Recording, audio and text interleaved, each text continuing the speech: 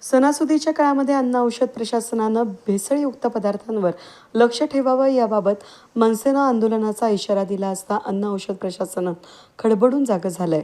अन्न आणि औषध प्रशासनाच्या पथकानं त्रिमूर्ती चौकातील विराज एंटरप्राइजेस या पेढीवर छापा टाकला असता 129 किलो पनीर, 38,700 रुपये किमतीचे आणि 5,040 रुपये किमतीचं 18 किलो खवा असा एकूण 43,740 रुपये किमतीचा साठा आढळला आहे. हा साठा नाशिवंत असल्यानं त्यावर नीळ टाकून महानगरपालिकेच्या घंटागाडीत नष्ट करण्यात आला. संशयित नमुने तपासणीसाठी प्रयोगशाळेकडे पाठवण्यात आले असून अहवाल आल्यानंतर संबंधितांवर अन्न सुरक्षा आणि मानके कायदा 2006 अंतर्गत कारवाई होणार आहे. तांबोळी यांच्या मार्गदर्शनाखाली अन्न सुरक्षा अधिकारी अश्विनी पाटील, उमेश सूर्यवंशी आणि अविनाश दाभाडे यांनी केली आहे. अन्न प्रशासनानं नागरिकांना आवाहन केलंय की सणासुदीच्या काळात मिठाई, पनीर, खवा खरेदी करताना ते दुधापासून बनवले असल्याची खात्री करूनच खरेदी करावी.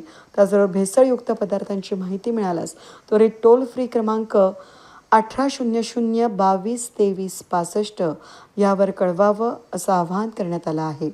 वेद न्यूजसाठी प्रतिनिधी कमलाकर तिवडे, नाशिक.